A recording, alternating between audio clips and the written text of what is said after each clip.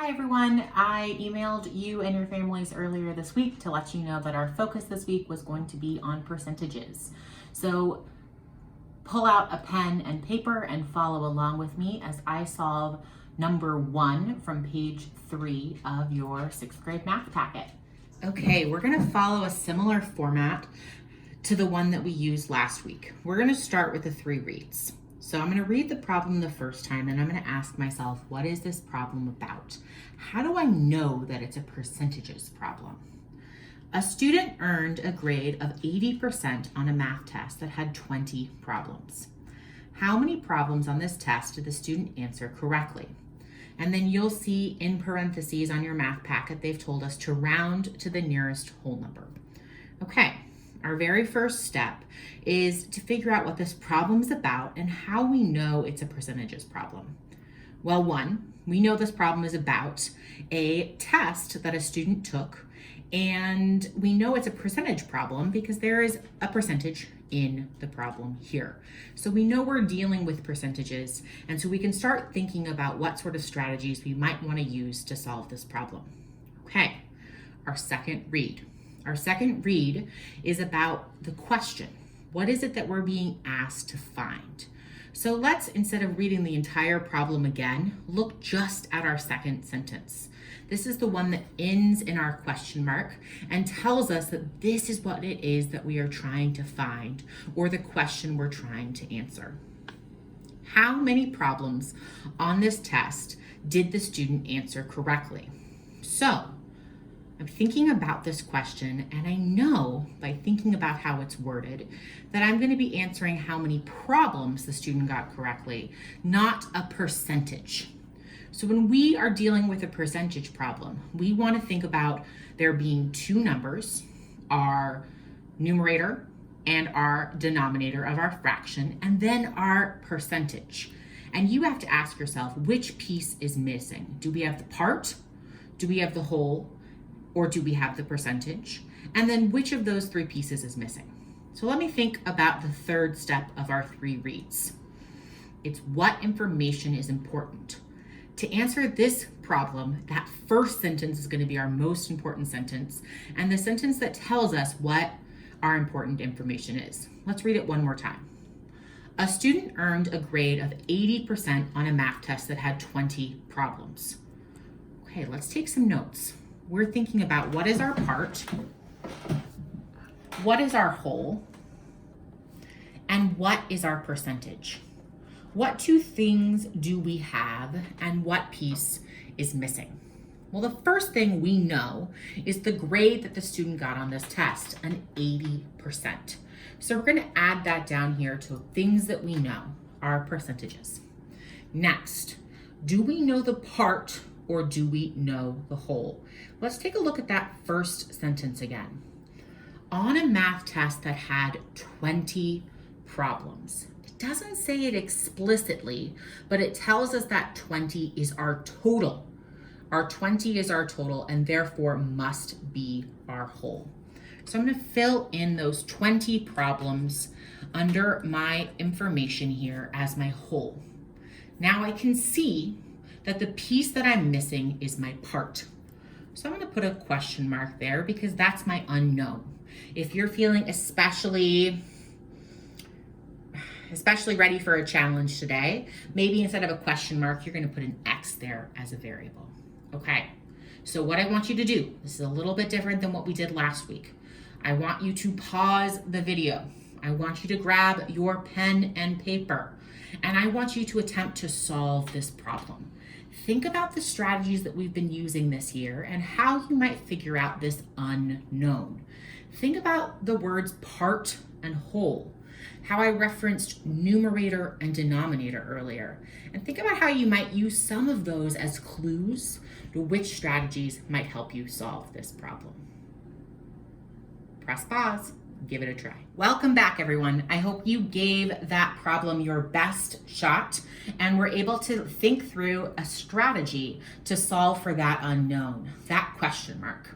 As I was working through this problem, there were 2 obvious strategies that jumped out to me. The first was equivalent fractions. I mentioned in my explanation of the problem part whole. numerator, denominator. These are words that might clue you in to the fact that we're talking about fractions. So the first thing I did was set up two fractions. My 80 over 100 and my unknown over 20. You might be wondering where I got my first fraction, my 80 over 100. So I want you to think back to our unit on percentages. Percentages are always out of 100%. Therefore, our whole, when we are talking about percentages, must always be 100. So I set up my first fraction as the fraction that represents the percentage that a student earned on the math test. My second fraction is my equivalent fraction, the one that is equal to the percentage that the student scored. This time, I'm using my part and my whole to set up my fraction. Then I look for a pattern. I ask myself if I needed to reduce my first fraction here and to find a new whole or a total that was 20, what would I need to divide 100 by? So I thought through some of my basic math facts and realized if I divide 100 by 5, I get 20. And we know, because we're dealing with equivalent fractions, what we do to our numerator, to our denominator, we must do to our numerator. So I divided 100 by 5 to get 20. And to solve for my unknown, my question mark, I take 80 and I divide by 5. I ended up with 16 as my unknown. Let's see if I get the same thing when I'm dealing with my second strategy. My second strategy, as you've already seen on the screen, is the double number line. You might remember me bragging about this strategy as we talked about it in class as one of my favorite strategies. It's a really great visual for those of us who are still struggling a little bit with equivalent fractions, but know how to draw two great number lines. First thing we do, we draw our number lines and we label them. My top one I've labeled problems on the test. My bottom one I've labeled percentage. Then I think back, what were my two wholes? The two denominators that you saw in the previous strategy, 100 and 20. So those two things must be equivalent and be on the same space on the number line. From there, I also know the smallest it could possibly be is 0. If you answered 0 questions correctly on the test, you would get a 0%. From there, I filled in my number line. I started with some numbers that I thought would be easy. Half of 100 is 50, and half of 20 is 10. So I know those two things are equivalent. From there, I counted my number of spaces on my number line, and I saw that there were 10 equal spaces. So I took my whole and I divided it by 10, and I took my whole on the top number line and divided it by 10. That showed me the size of each interval. The interval is the space between the marks on the number line. On my top number line, my interval is 2. And on my bottom number line, my interval is 10. From there, I can easily skip count by 2 and 10 to get to 80%. So on the bottom, I skip counted by 10. 10, 20, 30, 40, 50.